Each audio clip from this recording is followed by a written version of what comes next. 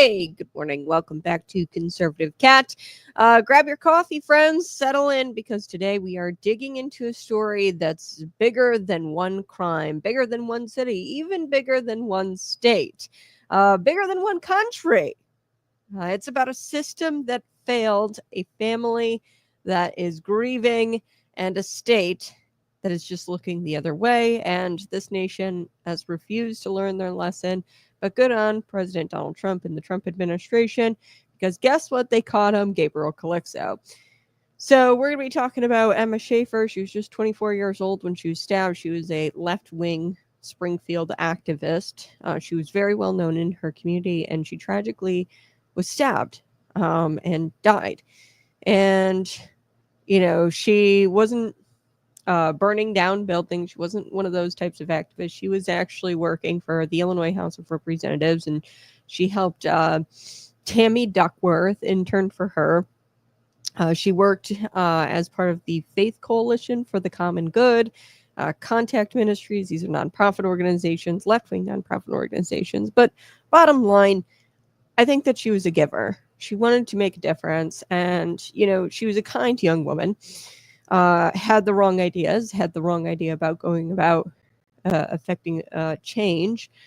But, she's the type of woman, the kind of woman that you would have put on your glossy brochures about the future of our state. And Illinois politicians, Democrats, they should have been there for this girl, but they failed this girl. And that's the hard truth, is that Illinois Democrats failed this girl. And she was one of them. And they failed one of their own, which is really sad. We're going to get to Gabriel Calixto being apprehended. From what I can understand, it looks like the DOJ was involved, our federal authorities. So it wasn't Mexican authorities. I think it was rather the DOJ, because you have the Sangamon County authorities thanking the DOJ. And I don't think that they would be thanking the DOJ if it wasn't the DOJ behind this apprehension. It's just it was breaking 11 hours ago. So we're going to chat about it. We're also going to chat about Governor J.B. Pritzker saying that Donald Trump wants the troops. Donald Trump has been talking about deploying the National Guard here in Chicago, trying to clean up the crime. We have the number one murder capital city, murder capital over the last 13 years, consecutive 13 years. We've been the number one city in the nation, Chicago. For murders per capita, most murders, we've got the most murders, and Donald Trump wants to clean it up. Chicago's bleeding, and Governor J.B. Pritzker is out there saying that, this is a tactic by President Donald Trump to try to suppress the vote. Okay. We're going to get to also a feminazi, because it's Friday, and I like to talk about feminazism on Fridays. She doxed J.D. Vance years ago, and now she is targeting Pam Bondi, the specific feminazi on Blue Sky. Blue Sky is a left-wing social media where leftists go because they can't be a part of normal society and participate on X without losing their marbles, so they created Blue Sky, right? Without them foaming at the mouth and screaming at the sky until their face turns purple. They can't participate in just regular dialogue on social media like everybody else. They had to go create their own social media. So we're going to go talk about that feminazi a little bit later. I do want to start with Emma Schaefer. Like I said, she was a Springfield activist. And here's the hard truth. Illinois failed her. The system failed her. All of these left-wing politicians, Democrats that she worked for, by the way. I mean, she worked for the Illinois House of Representatives. She worked for these nonprofit organizations that were left-leaning. She worked for these people, and guess what? They didn't do anything to protect her, and it's their fault. And the man accused of killing her, allegedly, Gabriel Calixto, he should have never been in this country. First of all, he was a DACA recipient. Second of all, this isn't his only victim. There's a surviving victim, Katie O'Brien, and he should have been deported after a kidnapping, and he held a knife to her throat, had a noose ready to go, took her to a motel room. This was a girlfriend of his, an ex-girlfriend at the time, and Gabriel Calixto is believed to have had some sort of relationship with Emma Schaefer as well. But this murder happened in July of 2023. Okay, so it's been a couple of years since the murder has happened, and he's been in the wind. Nobody has known where he's at. It was believed that he had went to Mexico, but under the Biden administration, the DOJ made probably no attempts, I'm going to guess, to try to apprehend him. Because let's be real, they would have done it already. Kristi Noem, the moment it was made public, okay, Kristi Noem, and the moment it was made public, she came down to Springfield and talked about Emma Schaefer. Within a month, I mean, that was only about a month ago or something like that. Let me double check. Let's see. It was 3 months ago. Sorry. It was a few months ago where Kristi Noem visited Springfield and talked about Emma Schaefer. And just a few short months after this case was obviously brought to Kristi Noem's attention, and this case started to get attention, in just a few short months, Gabriel Calixto is apprehended and arrested. So I don't know about you, but I don't think that's a coincidence. So what am I exactly talking about? If you're new to the program, you might not have been following the story. Emma was stabbed, Emma Schaefer. She was stabbed inside of her home. Multiple wounds, a brutal attack. Police quickly identified a suspect, Gabriel Calixto. This is the same guy who back in 2018 kidnapped a woman named Katie O'Brien, took her to a motel room, tied her up, held her at knife point, and had a noose ready. And Katie O'Brien believed that she was going to die. Talked with Katie O'Brien. I can't wait to hopefully get in touch with her. I'm sure she's going to be happy that justice is finally going to be served. So think about that level of evil.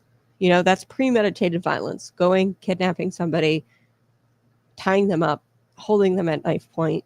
Like, think of that level of evil. Okay. And you'd think after a conviction like that he, or a sentence, you know, that the system would say, hey, you know, this guy's dangerous. He's a DACA recipient. He's not really an American citizen. He's here on DACA. He broke the law. You know, let's deport him. You would think that the system would say that. But nope. They didn't deport him to keep him away from innocent women, although that's what they really were supposed to do. So he only served, they pled this kidnapping charge, by the way, down to, he was convicted of kidnapping, but then while he was in prison, they got pled down to unlawful restraint. And then he only served like a couple of years. And then he was apprehended in 2020 by DHS. But obviously, how did he wind up killing, you know, Emma Schaefer in 2023? He obviously was out of the hands or custody of DHS under 2020 DHS. So that would have been the Biden administration. So he slipped through the cracks, managed to go out and kill Emma Schaefer, allegedly, right? So Illinois didn't deport him. They didn't do that. I feel like Illinois, the moment that they had gotten the kidnapping conviction, they should have sent him to DHS right away, not let him serve in the Department of Corrections, the Illinois Department of Corrections, by the way, for the couple of years that he did. The feds at that time in 2020, once he got done serving his time in the DOC, the Department of Corrections, Illinois Department of Corrections, DHS did have him in custody because there were deportation orders drafted up for Gabriel Calixto, but obviously wasn't deported because he was still here. So unless he re-entered the country after deportation, but I don't think that's what happened. I think that he slipped through DHS under the Biden administration. He was released, by the way, after only 2 years, serving 2 years. Good behavior. Okay, good behavior. Mind you, this is a guy that went on later to go stab someone. Oh, gosh. And like good behavior. I don't care if you were like super sweet to the guards and baked them cookies every day. Right?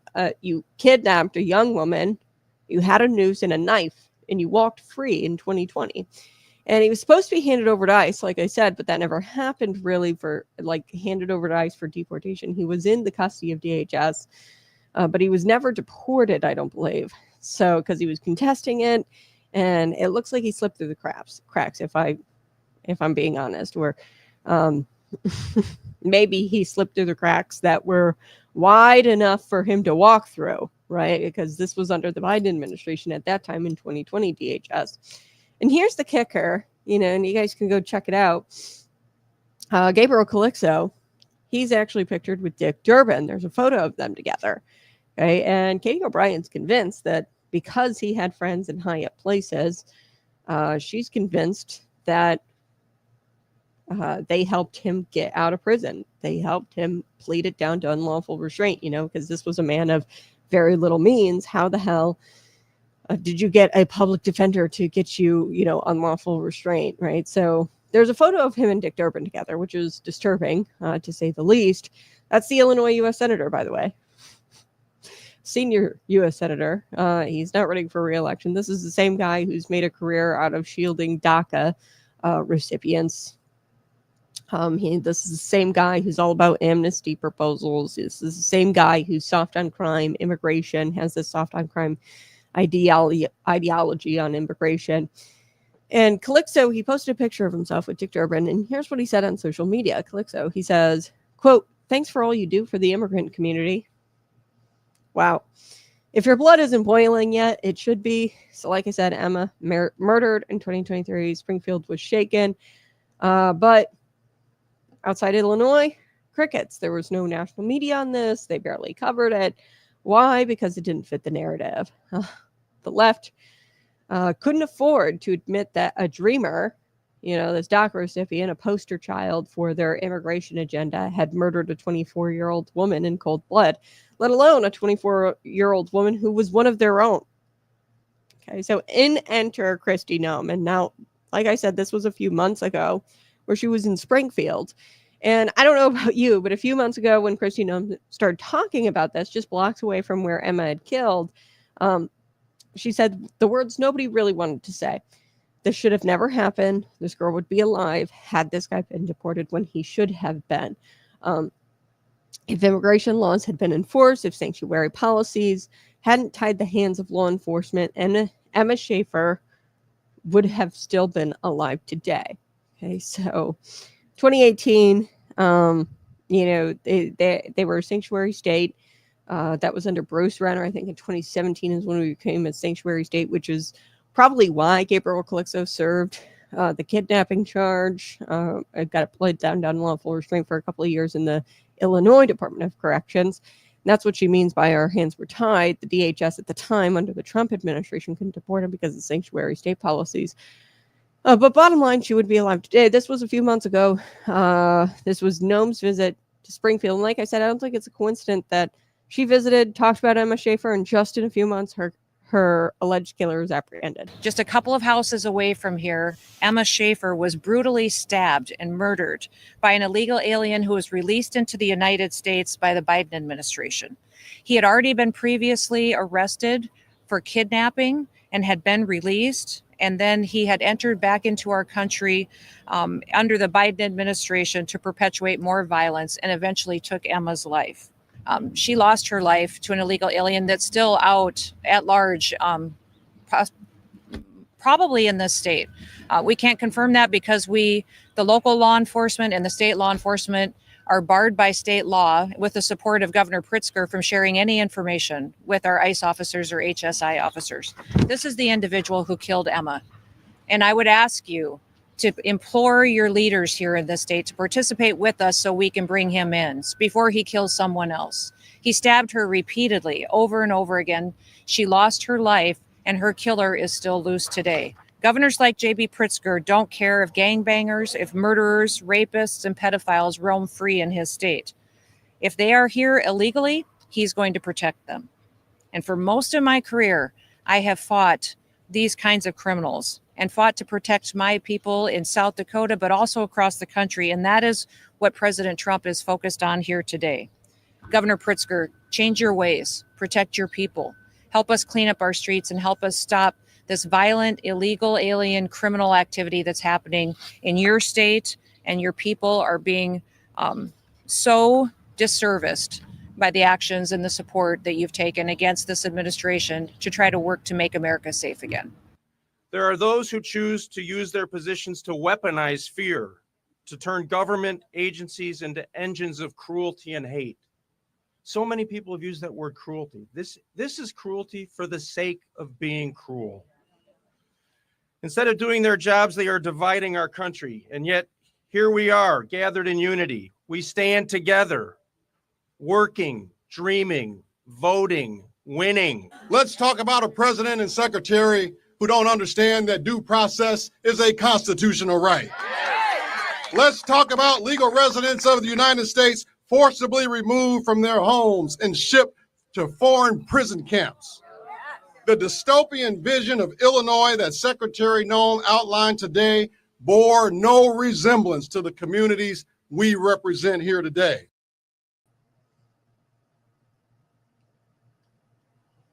Okay, so I wanted to share that with you. That was a clip on YouTube, the Center Square. They covered Kristi Noem's appearance in Springfield. And here's where it really gets interesting, folks. The family did not appreciate Noem's comments about Emma Schaefer. They accused her of exploiting the girl's death. And they were actually rallying right next to Kristi Noem's press conference there. And look, I understand the grief. I understand the grief, the anger. But this doesn't erase the truth, and it's so important for Emma that we speak the truth about what happened. Calixto, he should have been deported, honestly, in 2018, if not in 2020. And had he been deported, I think Emma would be here today. She wouldn't have been murdered in 2023, period. End of story. That's the truth. So here's where it also gets interesting. The media got blasted for politicizing the death. Kristi Noem got blasted for, they blasted her, the media, for politicizing the girl's death. She was painted as callous. Kristi Noem was. Meanwhile, you have Governor J.B. Pritzker, who's painted as compassionate. Dick Durbin was filing amendments at the time, actually, to the Lake and Riley Act, which is fascinating because he was trying to carve out protections for who? DACA recipients, whom Gabriel Calixto was. And the press, they were silent on this. They've been silent on this. They've buried this mess. And I think it's funny that not too long after Noem shined that spotlight, that all of a sudden the case heated up again. U.S. Marshals, Department of Justice, Immigration and Customs Enforcement, the Springfield Police, they came together. And then they announced that Calixto, he was arrested in Mexico. Okay, so after a year on the run, after hiding across the border, he's finally in custody. Justice delayed, but at least we got justice. Lord willing, justice will be served, and he'll be, convicted if he's found guilty in the court of law. Now, the Lake and Riley Act, you guys have probably heard that. This was a girl, Georgia college student, very similar to Emma Schaefer's situation. She was murdered by an illegal immigrant in 2023, actually same year Emma was. And, this was a tragedy that became a lightning rod really in the 2024 election. And President Donald Trump had defeated Kamala Harris, I think in a large part due to the Lake and Riley case. The act, which is now law, basically says, like, hey, if you're an illegal immigrant and you commit a crime, ICE has to detain you. So common sense, right? But not to Senator Durbin. He pushed like hell. He opposed it. He tried to water it down with amendments to try to exempt DACA recipients. He failed, of course, and, because we had the majority in the Senate and the House.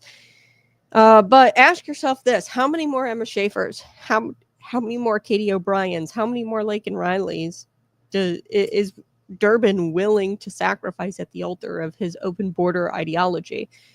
Katie O'Brien, a few months ago, back in January, said it the best. When commenting on the Lake and Riley Act, she said, quote, look, theft is one thing, because it was talked about like people who steal things, they'd be deported as well under the Lake and Riley Act. She said theft is one thing, but violent crimes like kidnapping, domestic violence, murder, why would we want those people in our country? Yes. Katie, why indeed? So let's not give Illinois a pass here. This state became a sanctuary state, I believe, even under Bruce Renner. I think that's 2017, right before Governor J.B. Pritzker, honestly. And it bends over backwards to accommodate two illegal aliens. And all while taxing the citizenry into the ground and criminalizing law-abiding citizens. They couldn't track Gabriel after he fled, by the way. Despite there were tips within hours of Emma's murder, they very quickly identified a suspect because there were tips. But you sure as hell bet they're going to track you down if you don't have your FOID card, or if you missed a FOID renewal. They're going to track you down for that, or they'll track your cell phone usage for your taxes so they can tax you on it, or they'll track your livestock. They'll track to see how many chickens you have. And somehow the government, isn't this odd? They always know where you are, but they never know where the violent criminal is. So this was complete incompetence, folks. And really, it's not incompetence. I think I'll go a stretch further. It's corruption. It's willful neglect. And the Christian worldview, I want to bring this biblically through a Christian lens here. I talk about Romans 13 a lot, but this is like the crux of government. This is what government ought to be. They punish evil and reward good. That's it. It is supposed to be a terror to the bad conduct, a terror to bad conduct, and not to good conduct. Our government has flipped the script there. And they are all about protecting the criminal and abandoning the victim, coddling the violent and silencing the grieving. Emma's family should have never had to bury her. Katie O'Brien should have never had to wonder if her kidnapper was going to come back for her someday. The Riley family should not have to mourn their daughter. But when leaders exchange God's justice for man's politics, innocent blood is shed. And here we are, friends. Gabriel Calixto finally caught. Justice is on the horizon, but let's not kid ourselves. This didn't happen because Illinois did a great job. Okay, this didn't happen because Dick Durbin was a vigilant guy. This didn't happen because of Governor J.B. Pritzker protecting his people. This happened because Kristi Noem put a spotlight where the media refused to look, and conservatives, this show demanded answers from the very beginning. And, this happened because ordinary Americans, the apprehension of Gabriel Calixto happened because ordinary Americans refused to forget Emma's name. So, yes, it is coming. Justice is coming. And, I know it's delayed, and it has a price, because guess what? Emma Schaefer paid a price. Katie paid a price. The Riley family had to pay a price for losing Lakin, and this nation has to learn its lesson. These sanctuary states have to learn their lessons. Otherwise, more families are going to have to pay. That's why we speak up here on this show. That's why we tell these stories. We demand justice. We reject fake compassion of politicians who would rather look woke than protect their citizenry. And America is worth fighting for. Families like Emma's deserve better. And because God, the God we serve, calls us to defend the innocent. And that's why I'm so passionate about this story. It's because God calls us to serve and defend the innocent. Okay, and Emma Schaefer, innocent. Okay, Katie O'Brien, innocent. Lakin Riley, innocent. All right, today's headline. Governor J.B. Pritzker, a billionaire babysitter in Springfield. He claims that Donald Trump isn't worried about Chicago's record-breaking murder rate. I find it so funny that JB was out there, and there's a viral clip. I'll have to play it here for you in just a second. He's walking around, and he's been doing that lately, where he walks around the lake there in Chicago. He's walking around 6 a.m. He says he's there at 6 a.m. and it's broad daylight, and he's walking around this nice lake. And he says, "Hey, look, Donald, I'm walking around. There's no crime." Yeah, dude, it's 6 a.m. Like a few hours earlier, closer to the south side of Chicago or the west side, you'd be dead, man. Okay? And like, how tone deaf have you got to be? So he claims that Trump isn't worried about the record-breaking murder rate. No, Pritzker is now saying that Trump's real plan here is to plant troops in Illinois to try to keep you from voting. Yeah, that's right. Forget the blood on the sidewalks. Forget the mothers burying their children.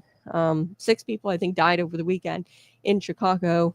That was due to shootings, but there were multiple shootings. Just happened to be like 6 people died. And let me put that into context for you. We had this mass shooting, had all kinds of media coverage, and rightfully so. The transgender shooter in Minnesota. Really, that is a deadly trend that is going on, where transgender identifying people are grabbing guns and targeting Christians. So that is a deadly trend that is going on, and rightfully so. It got media attention, but there were 2 children who died. Okay. And over the weekend, we had 6 people die in Chicago. Nobody really talks about it. It's buried. Okay. The national media doesn't pick it up. And we really need to talk about the carnage really that's going on in Chicago, because that's not just one weekend. Okay. There's multiple weekends like that up to this point, and this number, 250 or so deaths, murders, and there's people on the slab, about 330 people on the slab in the corners, the morgue, and their deaths are marked pending. Okay, so they say that murder is down, like, oh, well, we've only got 200 right now as of 2025, so it's going down. Yeah, but you guys aren't really like being accurate with your crime statistics also. So Governor J.B. Pritzker, in his mind, the danger isn't the crime. The danger is Donald Trump trying to intimidate voters with soldiers. Like, oh, like this guy, I'm convinced that Governor J.B. Pritzker goes to bed at night and lays his head on the pillow and has nightmares about Donald Trump, and then holds press conferences and reveals his nightmares over the microphone. And like, it must be like really weird to be him, to think that Donald Trump is actually going to deploy the National Guard to suppress the vote. So we're going to pull this apart today. We're going to talk about the Chicago crime crisis and Democrats' obsession with voter suppression. Okay. So we're going to talk about the biblical role of government as well, and why Governor J.B. Pritzker is so afraid of Donald Trump fixing Chicago. He's terrified of it. He's terrified of results. Why? Because in 2028, he's looking for a crack at the presidency. And if there's actual results, then people are not going to be voting for JB. So buckle up, because this cat ain't to Claude. We are going to be right back. You're listening to Conservative Cat.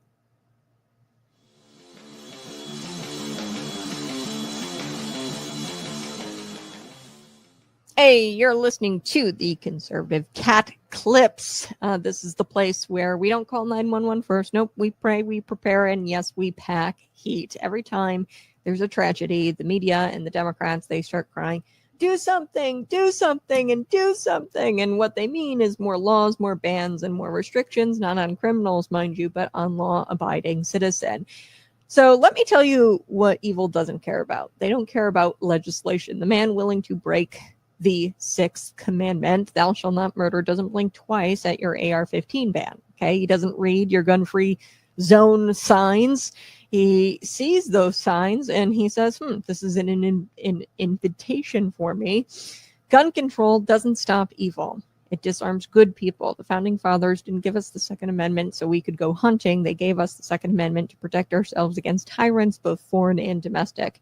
And newsflash, tyrants don't tend to announce themselves. They come wearing smiles and waving around fancy policies. And I also want to talk about self-defense today. Self-defense. The average police response time in big cities like Chicago could be up to 10 minutes, sometimes even longer. I know the Chicago PD is really struggling with that. Response times in rural areas, it could get up to even 30 minutes response time. So if somebody kicks down your door, are you going to ask them to wait until the government sends backup to protect you, or are you going to protect your family and take matters into your own hands? So grandma, okay, in Peoria, Illinois, she is just trying to defend her property, but yet she's the one treated like a criminal. She has to go through all kinds of crazy background checks, permits, training.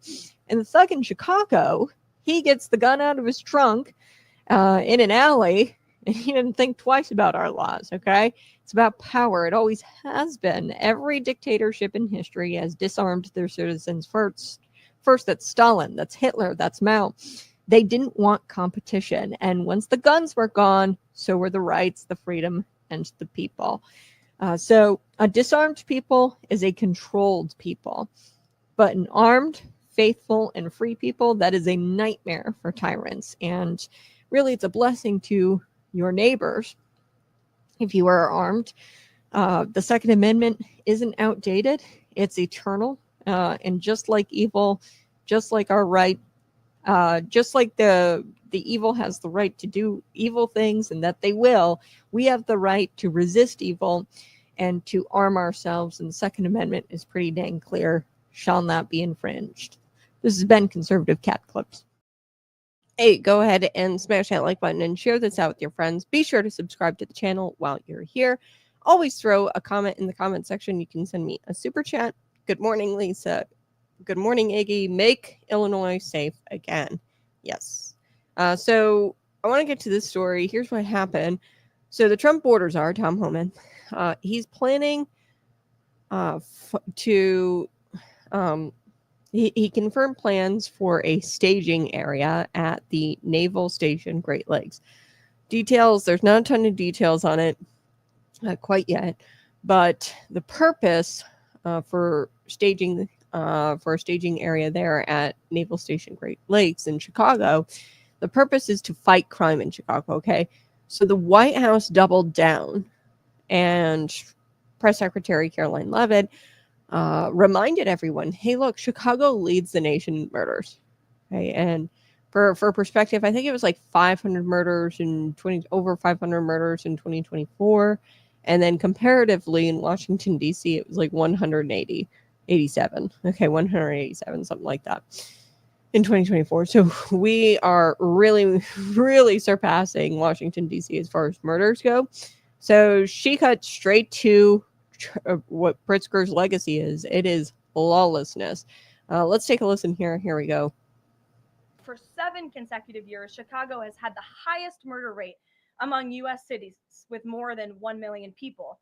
In 2024, just last year, Chicago's murder rate per capita was 3 times higher than Los Angeles and nearly 5 times higher than New York City. That's more than double the murder rate in Islamabad and nearly 15 times more than Delhi. Out of Chicago's 147,899 reported crimes this year, that's how many crimes have been reported in Chicago since January 1st. There have only been arrests in 16% of them. These numbers are unacceptable. There have been more illegal guns recovered in Chicago than in New York City and Los Angeles combined. The number of reported motor vehicle thefts last year was more than double the number in 2021. And Chicago has also, just like DC, come under scrutiny over discrepancies in its homicide data reporting. So as bad as these numbers are, perhaps they are even worse. And this is Governor Pritzker's legacy. He should put politics aside. He should pick up the phone and call this president, who would be more than happy to do right by law-abiding American residents in the city of Chicago, and we hope that he will. The Trump administration has not contacted me at all whatsoever. Nobody in my administration. They're just looking to invade the city of Chicago, not coordinate with law enforcement, who they ought to be coordinating with, not coordinating with the state of Illinois, the governor, or the mayor of the city. So this is a part of his plan to do something really nefarious, which is to interfere with elections in 2026. He wants to have troops on the ground to stop people from voting, to intimidate people from going to the voting booth. So take note. That is what this is all about. Clearly, Americans want to serve their communities. They just need a leader who encourages them to do so. So maybe Governor Pritzker should spend less time demonizing the police, more time trying to recruit more police, and more time trying to call the president of the United States to get crime in his city under control. If the president wants to help us, he should help us hire more police. I've done that as governor, but we should absolutely be promoting more police hiring in cities like Chicago and all across the state. He ought not be taking money away from violence prevention programs that the federal government had been funding, but now they're taking that money away. All right. I wanted to share that with you. That was a clip. Leavitt said Pritzker ought to stop demonizing the police and ought to start hiring more officers. That's interesting that he said, yeah, we should hire more officers. And he should pick up the phone when the president calls. Meanwhile, President Donald Trump told the nation that he could clean up Chicago in just a couple of months. But J.B. Pritzker, he's rushing to the microphone and he's saying that this isn't about crime. This is about Trump intimidating voters and trying to stop people casting the ballot. Okay, so by the time, like, they're already talking about getting into Chicago, okay, and this is 2025, okay, August 2025. And I get it, the primaries are coming up like March 2026, but like, he says, I want to clean it up in 2 months. Like, he's already come out and said, like, I don't want to be there during election time. Okay, so Donald Trump has told the nation that he wants to be out of there before Christmas. Like, that's essentially what he wants to do. And Governor J.B. Pritzker, like, this is just totally outlandish because it doesn't even line up with Donald Trump's timeline here. He's saying that Trump wants boots on the ground to intimidate voters. Voters will not be going to the polls 2 months from now. Okay. Polls in the primaries. Okay. The primaries are going to start now. I have thought about this. Perhaps Donald Trump is trying to crack down on crime ahead of the 2026 election because we know what happens every election year. There are typically something like what we saw in 2020 BLM riots. So maybe he's trying to crack down on the crime or trying to, create a presence, a law enforcement presence to deter people from really igniting and burning down cities quite literally, which again, that wouldn't even be bad if, Donald Trump was just simply saying like, hey, I want the National Guard, which I don't think is the case because the timeline, he says he wants to be out there in a couple of months. So I don't even think that's the case. But so what if Donald Trump wanted the National Guard to be there to kind of be an intimidating force to prevent crime, to deter crime from happening prior to the 2026 election? Because we all know what happens during election season. The left goes crazy and they start their voter intimidation, which is actually, it's so funny how they project and they gaslight and they accuse you of exactly what you do. So every year they try to do this voter suppression. For example, the BLM riots in 2020, they tried to suppress the MAGA vote by burning down businesses and by throwing temper tantrums across, major cities. So, and they've been doing this every weekend. The No King's Day, okay, the violence that has been happening, these coordinated organizations, coordinated protests, these organizations are funding those protests. They've been trying to intimidate people out of voting for Republicans for years now. Okay, so Pritzker, he's saying that this is all about Trump trying to intimidate voters. There's no evidence of that. No logic. As I explained, Trump wants to be there for a couple of months. It doesn't even line up with the timeline of the election. So this is just fear-mongering. Friends, this is a political shell game at its finest. While Chicagoans are out there dodging bullets, Pritzker is dodging accountability.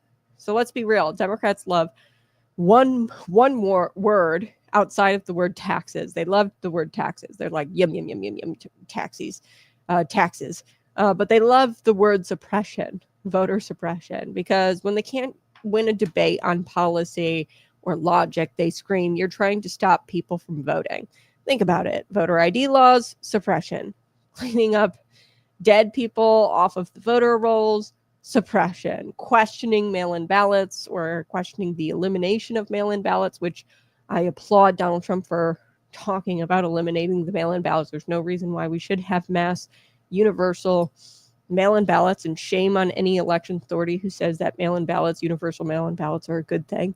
What's wrong with you? Prior to 2020, we never had that, and that wasn't taking away voters' rights. Now, all of a sudden, you've got election officials, authorities, Republican election authorities who come out and say, you take away mail-in ballots, you're taking away voters' rights. What are you talking about? In 2019, everybody still had their voter rights prior to universal mail-in ballots, okay? But if you question mail-in ballots, you're trying to suppress the vote. Now, troops, you want the troops to fight crime there in National Guard to fight their crime there in Chicago. Guess what? They're going to say it, suppression, because when they can't win a debate on policy, they cry suppression. Here's the irony. Chicagoans they already feel intimidated, not by soldiers, but by criminals. Okay, the gangs, the ones that are keeping the people home at night, the violence, keeping the kids from going to school. And usually around election time, the violence keep people from voting. The burning down of businesses. They keep parents from voting, living, working. The criminals do. So Pritzker, he doesn't call that intimidation. He doesn't call the 2020 BLM riots intimidation, because that's exactly what it was. That was voter suppression. No. The real problem is Donald Trump. That's, according to JB Pritzker, it's projection. It's accusing your enemy of exactly what you're doing. So let's take a look at the city, because Chicago isn't just struggling, it's bleeding. Year after year, it leads the nation in murders. Police morale is in the gutter. Prosecutors let criminals walk free. Ordinary families, they are living like hostages in their own neighborhoods. And Democrats, they've promised equity. Well, what equity did they deliver? Shootings in daylight, stolen cars, gangs recruiting kids that are younger than 12 years old. And then here comes Donald Trump saying 2 months, just give me 2 months and we'll fix it. Now, whether that's realistic or not, we'll have to see. But he says that he's willing to try to get it done in 2 months. So I'll be out of there before the primaries, man. I'll be out of there. This is not about the election. I'm trying to just clean up your city, man. Meanwhile, Pritzker brags that, we've hired more police. And then he talks about the violence prevention programs. And I've talked about those stupid violence prevention programs. They're gay, is what I will call them. The Peacekeepers Initiative, millions upon millions of dollars poured into that. Yes, the Biden administration funded those stupid violent prevention programs. And really what it was just paying people to vote Democrat, to serve in these nonprofit organizations that are criminal justice reform or violence prevention groups. And they pay those people $200 a day, for example, the Peacekeepers Initiative, with taxpayer dollars. And really what the Peacekeepers Initiative was, it was hiring ex-cons to go out there to play social worker with hardened gang members. Needless to say, it didn't work, right? There were peacekeepers who were caught on tape viciously brutalizing people, civilians, and pulling them out of the cars at stoplights. So yeah, the peacekeepers, not exactly peacekeepers. Okay. So he says that he hired more officers, Governor JB Pritzker. Kind of maybe on paper, but what good does more police do if the prosecutors don't prosecute and the governors constantly undercut, the judge's authorities or discretion via the Safety Act? Okay. Hiring more officers while kneecapping them is like buying a brand new car and never putting gas in it. Okay. So yeah, you can hire all the officers you want, but kneecapping them, it does them no good. Okay, you can have as many officers as you want, but if they're not allowed to do their jobs because of things like the Protect Illinois Communities Act, the Safety Act, okay, then what's the point of hiring all those officers? Oh yeah, there is no point. It's just a waste of taxpayer dollars. Smash that like button, share this out with your friends.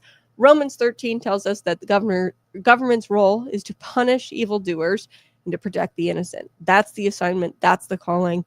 And Illinois leadership is doing the opposite. They coddle the criminals, they vilify police officers, and they accuse anyone demanding order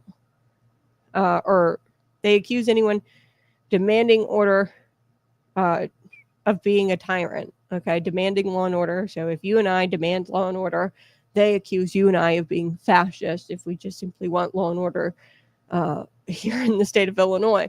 And historically, Chicago has always been a laboratory of corruption, by the way. So you look at the Prohibition in Al Capone to the Daily Machine to today's woke prosecutors. Chicago proves what happens when government refuses the God-given duty, which is to be a terror to bad conduct and to punish evildoers. Okay, so that is the government's role.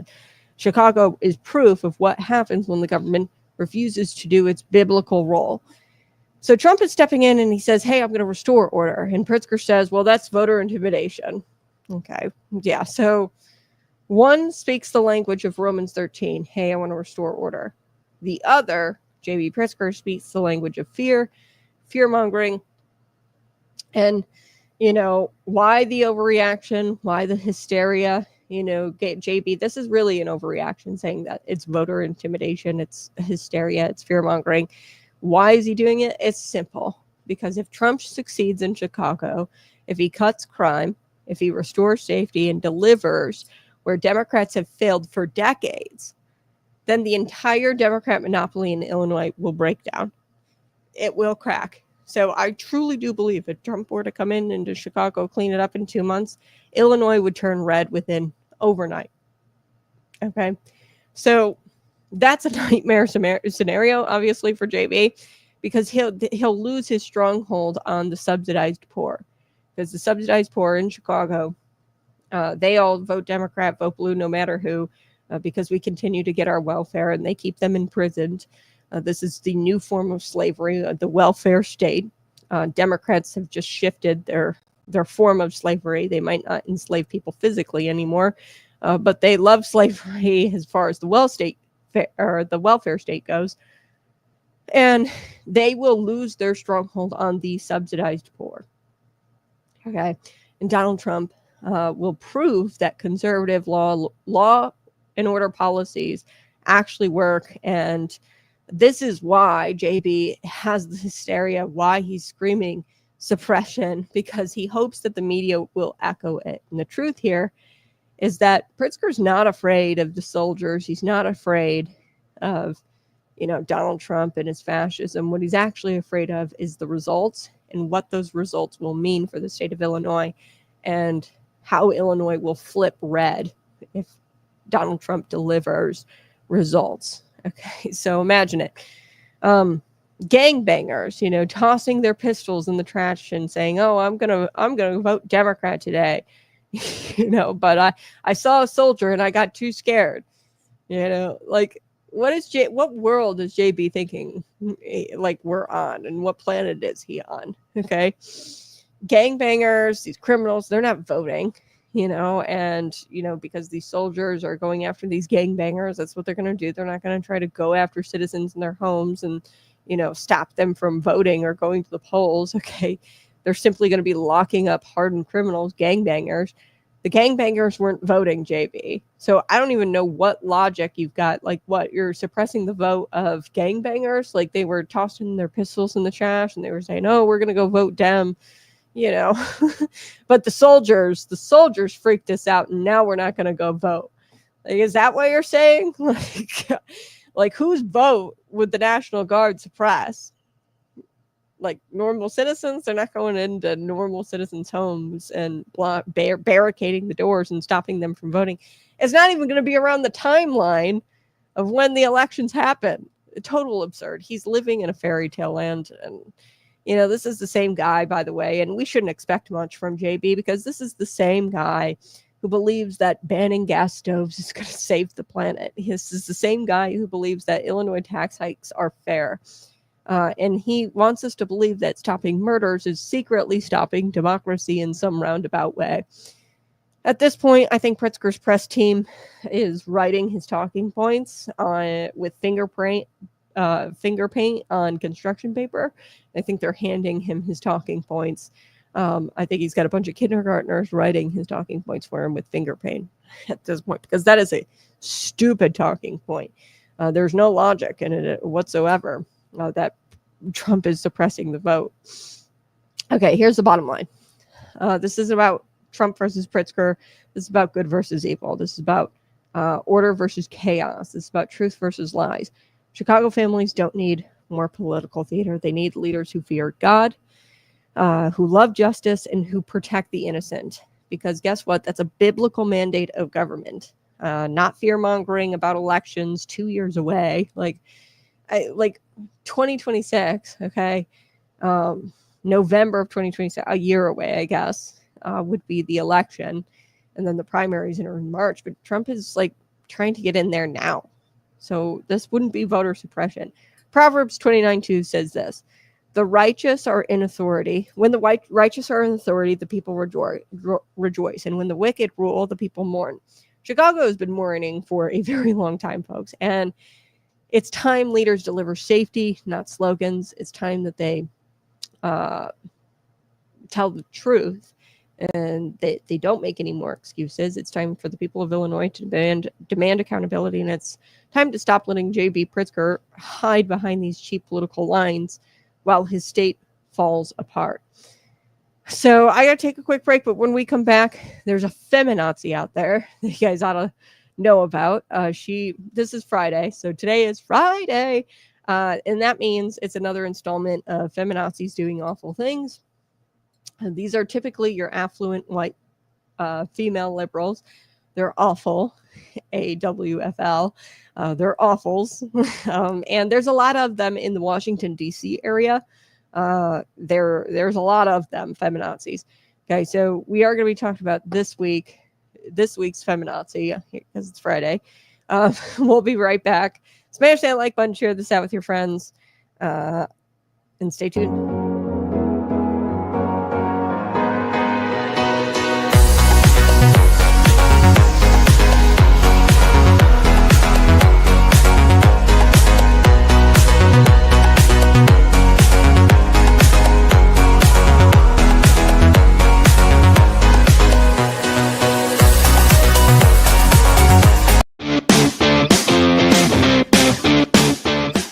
Check your blind spots. Men love to call things out. Weakness, hypocrisy, failure. We're wired to spot threats and take action. But Jesus didn't say, never judge. He said, judge not, that you be not judged. Why? Because judgment without humility is a trap. It turns you into a sniper with a log jammed in your eye. Matthew 7 hits hard. Jesus calls out a man who sees a speck in his brother's eye, but ignores the plank in his own. He's not saying, don't correct. He's saying, clean your lens first. Self-examination before confrontation. It takes guts to get real with your own sin, to admit you've gone soft, to face your pride, lust, laziness, or bitterness head on. But that's what real men do. They sharpen themselves before they sharpen others. Jesus didn't just want behavior police. He wanted heart warriors. Men who get the plank out, then humbly help a brother see clearly. Men who don't just flex spiritual authority, but walk with spiritual maturity. In verse 6, it's about discernment. Don't toss holy things to pigs. Don't waste truth on ears that mock it. Know when to speak. Know when to walk away. Before you blast through your next workout, check your form. Same with life. Patriot Pump fuels clean, focused energy, but you've still got to show up. Power with purpose. Clarity with strength. That's how you train. That's how you lead. Hey, go ahead and smash that like button, share this out with your friends. My gosh, sometimes I get these like trolls in the comment section. You guys can always leave a comment. I'll address this one. Do you care that Trump is a racist? This is really hilarious. Okay. So let's hold on a second. The left likes to throw this word rapist around, okay? And they like to use the word rapist against President Donald Trump. And what they're really doing is slandering, okay? You're slandering his name. You're weaponizing slander. And the reason why you're doing that is because you have no argument left, okay? So you've just resorted to slander at this point. Trump has never been convicted of rape. What we have seen is his name dragged through the mud. Now, I want to be very clear about this because with the rise of social media and the internet and everything, everybody's kind of cool with slandering people's names and defaming their character. If you were to have done this back in the 1800s, you would be dead. Okay, so defamation is a really big deal. Used to be a really big deal. They're defaming his name by calling him a rapist. He's never been convicted of rape. Now, what they have done is politically timed accusations. They've accused him of, sexual abuse. What was that one? Eugene Carroll or whatever her name was, who has a cat named Vagina and is quite literally crazy. If you've listened to anything she said, I'll have to pull up the clip of Carol where she's, coming onto an anchor. I think it was a CNN anchor at the time. I think it was Jake Tapper. I'd have to dig into the archives, but she's coming onto a news anchor, like on live TV. Okay. And her cat's name is Vagina. That's real. Very weird. Okay. Very weird woman. And it was politically timed. Okay. This accusation when he decided to run again, then she comes out with this accusation. Okay.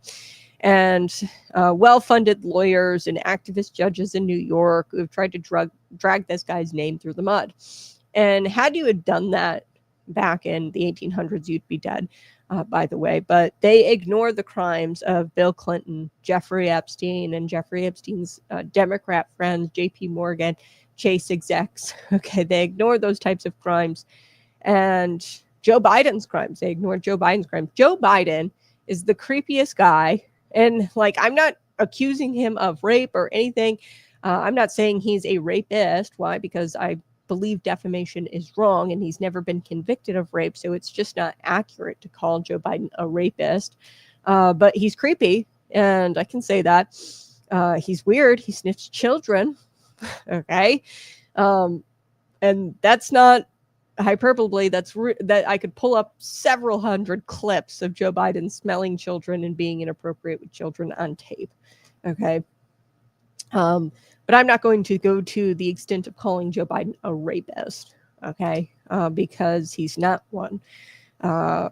Legally, there's legal definitions to this stuff. Okay. If the standard is accusation equals guilt, then we don't have a country anymore. Half of Washington would be in handcuffs, okay? Because people have accused people of everything under the sun there in Washington, and they'd all be in handcuffs, okay, tomorrow if accusation equated guilt.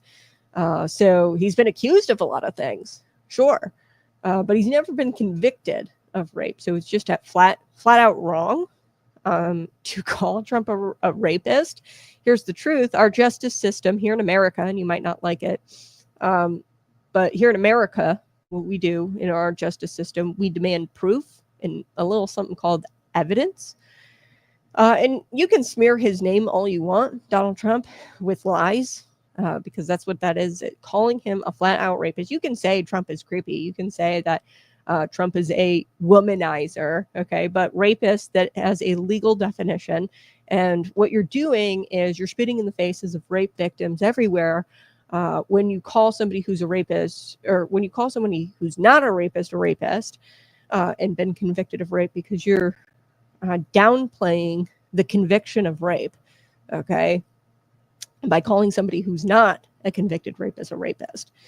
So really what you're upset about, you hate him, you hate America first, you hate America, you hate borders, you hate sovereignty, you hate freedom. Okay, this is why you hate Donald Trump, because you hate everything he stands for. Okay, you don't hate him because he's a rapist, because he's not a rapist. He wasn't convicted of that, man. Okay, so there's no place here on this show. There should be no place in America for slander and just straight up mistruths or lies. Show me the proof. Stop spreading your propaganda. Okay. And I don't know what subreddit you're on, but you got to get out of there, man. There are legal definitions to rape and to being a rapist and being called a rapist. And Trump does not meet those. So he's never been convicted. He's only been accused. And in this country, accused does not equal guilt. Okay, so today we're going to be talking about the feminazi. You guys got to know who she is. She is the affluent white liberal, white female liberal. So in other words, AWFL. She's awful.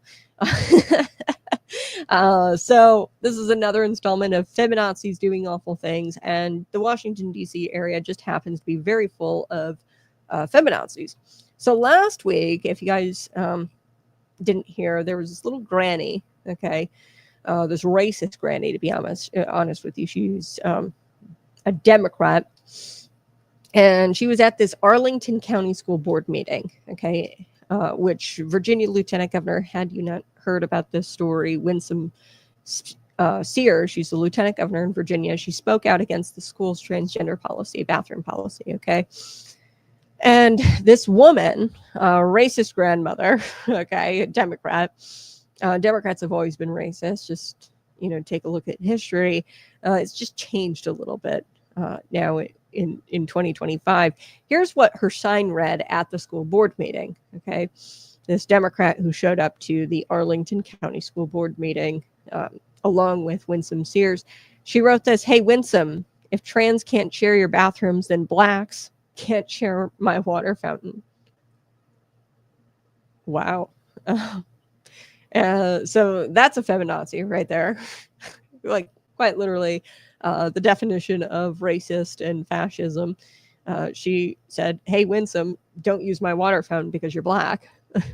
That's what she wrote on a sign. And she publicly displayed this at a school board meeting. Fascinating. So this week, I want to turn our attention to a feminazi who actually docked JD Vance last year. She posted a photo of his house on Blue Sky. Now, you guys are probably like, Blue Sky, what the hell is that? Yeah, Blue Sky is a social media platform used by wannabe hall monitors, okay, who can't hack it on X, and they are very unhappy people who use Blue Sky. They don't want to participate in society and have a cordial debate. They have to make their own thing and participate in an echo chamber, similar to Reddit users. I don't doubt the person hanging out in the comment section this morning is a Reddit user. Let me know in the comment section. Are you a Reddit user? I swear, if I'm right, I think that's going to crack me up this morning. That's going to make my day. I bet you use Reddit and Blue Sky. But anyway, so she's in an echo chamber, okay? So she posted a photo of his house on Blue Sky last year, JD Vance. Now, this was when he was a U.S. Senator last year, right? And he lived in the Del Rey area of Alexandria, which is right outside of Washington, D.C., with his wife, Usha, and their 3 children, ages 7, 4, and 2 at the time of the doxing. Posting a picture of somebody's house. That is straight up doxing, okay? This diseased mind of this particular feminazi thought doxing a family was a heroic thing to do. So just to remind you all, here is what she posted. I'll throw it up on your screen here. She says, JD's house. Okay, so she posted that.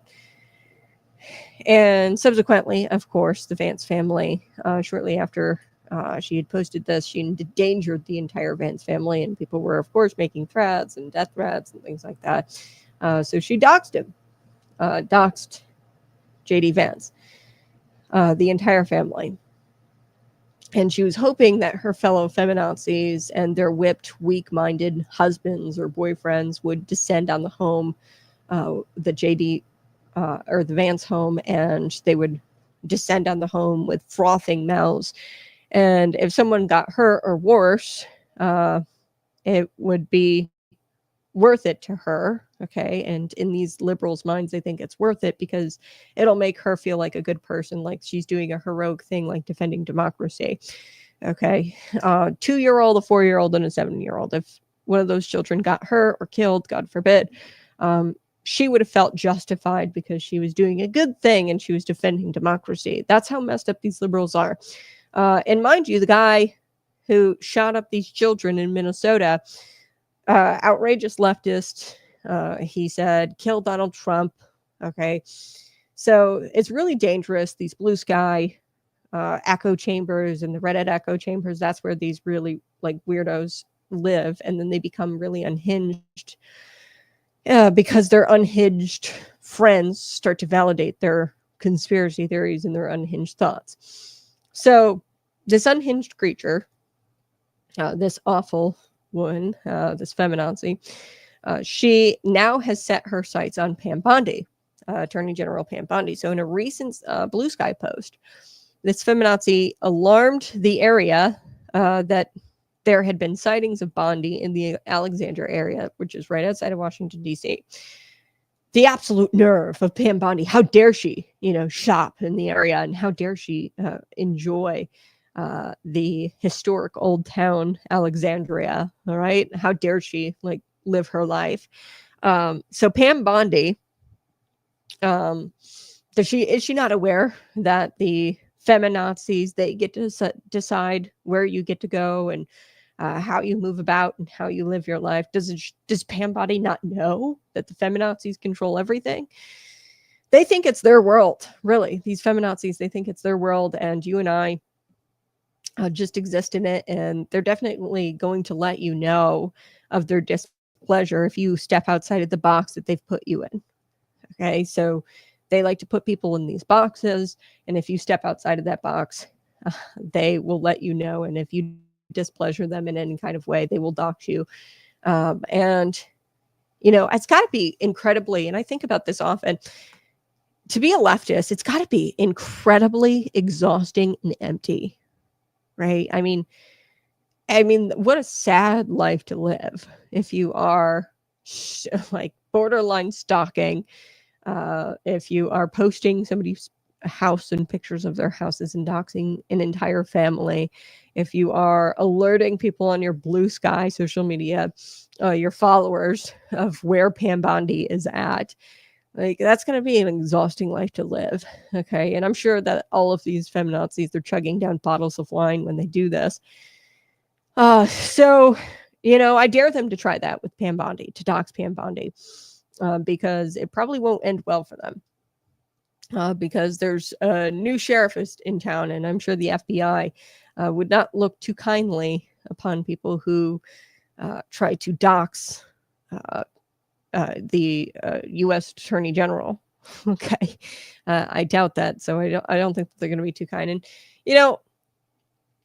people always talk about these utopian idealists and these dictators, the cruelest people on earth, the cruelest people who have ever walked on earth. I think of the Hitlers, I think of Stalin, and part of me thinks that the feminazis are just as powerful, if almost because of the sheer numbers, they're almost worse than Hitler and Stalin, because of the power and the weaponization and the ability to coordinate people online.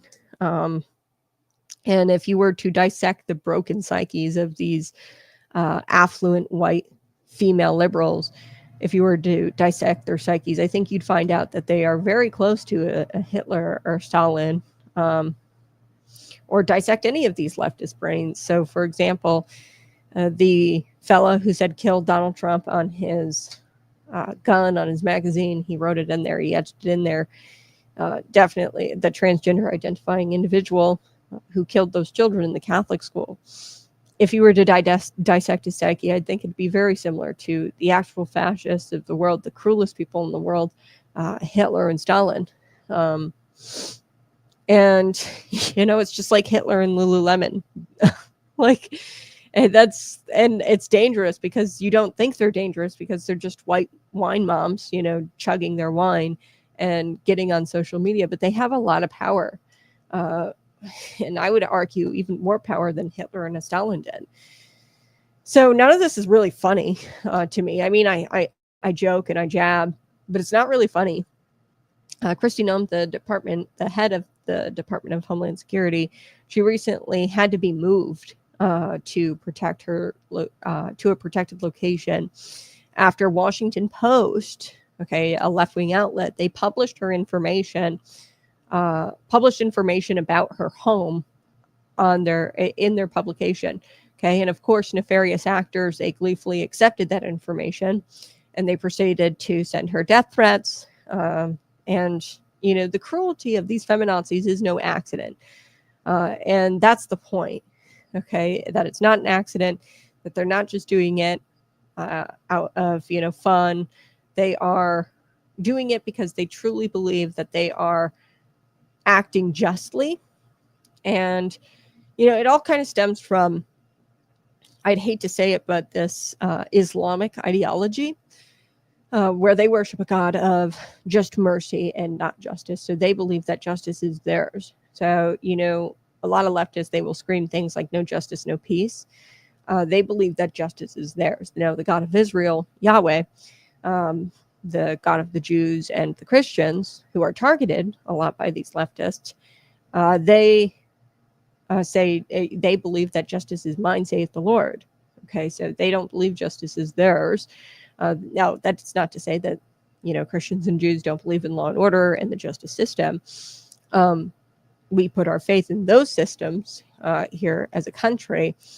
But in the end, we do know that justice will ultimately be served because God sees all.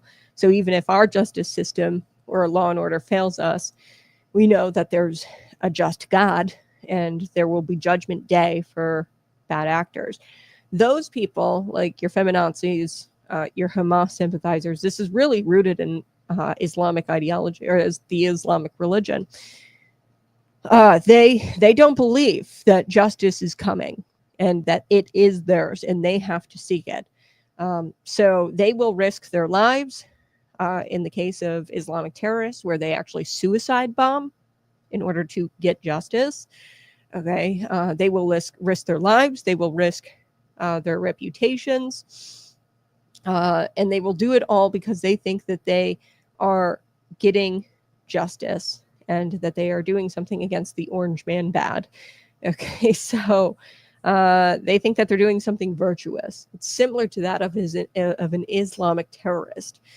They think that they're doing something righteous and virtuous, but in reality, what they are, they're actually miserable, vicious, mean girls, and they're dangerous. I would put them right up there with terrorists. And Cash Patelli actually came out and talked about how this Minnesota shooter, Robert, okay, I'm not going to call him Robin, Robert, how this Minnesota shooter was actually a domestic terrorist.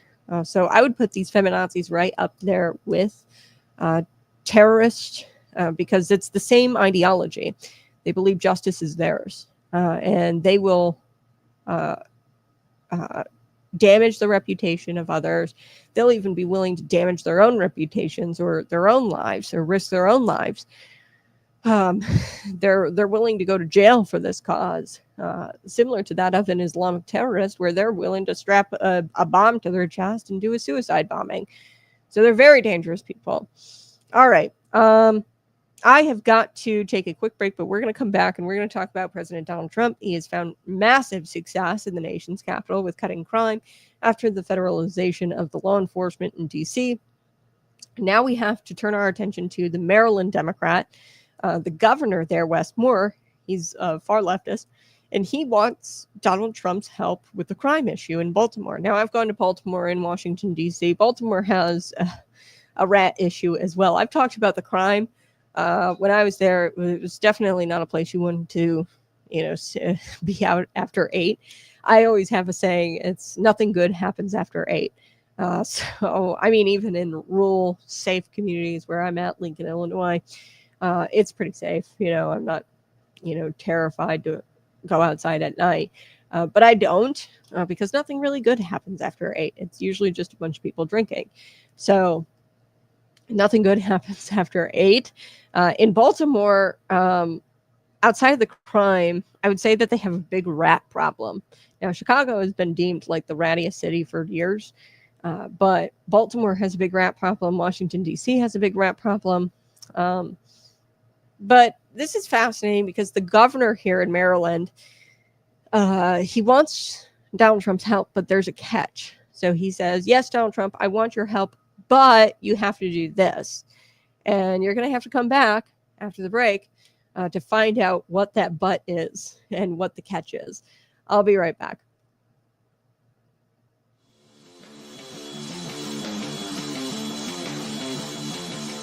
Hey, this is Conservative Cat Clips, and this is the place where we remind you that your children come from God and they don't come from the Department of Education.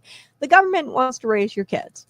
They want to feed them breakfast. They want to tell them about gender ideology and gender identity as young as kindergarten. They want to start them out really early. They want to tell your kids how many pronouns they should have, and they want your kids to learn all the pronouns by the age of 3rd grade. Okay. Meanwhile, They can't keep bathrooms clean in their schools. They can't keep their test scores up, reading, writing, and arithmetic. They can't keep those scores above sea level. The truth here is that bureaucrats don't love their kids. They don't know their quirks, their fears, their hearts, and they certainly don't care what the Bible says about fearing or about raising them in fearing the Lord. Okay, so in Psalm 127, verse 3, children are a heritage from the Lord, not a project for the state, not a cultural science experiment. They are your responsibility, your blessing, and your mission. Okay, but what happens if you step in and they say, I'll take it from here? Okay, and what happens when you step in and say, hey, I'm actually going to take responsibility and I'm going to participate in raising my child? You show up to the school board meetings, you ask about the curriculum, you object to Drag Queen Story Hour and Drag Queen Library Story Hour and all of these pornographic books in the libraries. What happens when you say, I'm going to take it from here, I'm going to start participating in my mission and my responsibility in raising up my child? You are deemed a domestic terrorist. Okay, if you start showing up and if you actually start taking responsibility over raising your child, you are dangerous to democracy. They'll say that. And they'll say that all because you just started loving your kid enough to be involved. So we've normalized this idea that parents should just hand over their kids for 8 hours a day and play catch up over a microwave dinner and try to catch up on who your kid actually is. Your kids are strangers. That's not parenting, that's outsourcing. So the product here is a generation that is anxious, that is confused, and they are spiritually hollow. What if we flipped the script? Really, what if we turned off the screens, cracked open a Bible, and actually parented the way Deuteronomy 6 tells us to parent, at home and all of the time? And I think that our future of the country actually depends on this. And I hope that we start parenting like our future and like the future of the country depends on it, because it does. So don't be intimidated. God gave you those kids for a reason. Raise them up in truth, teach them real values, and never hand over this sacred duty to the folks who say remote learning is the way to go, or gender identity, you can identify as whatever the hell you want. Don't hand over that sacred duty of parenting and raising your children to people who are just wacky weirdos. You can raise your children, and you are required to raise your children because they are a gift from God, and He's bestowed a sacred duty on you as a parent. This has been Conservative Cat Clips.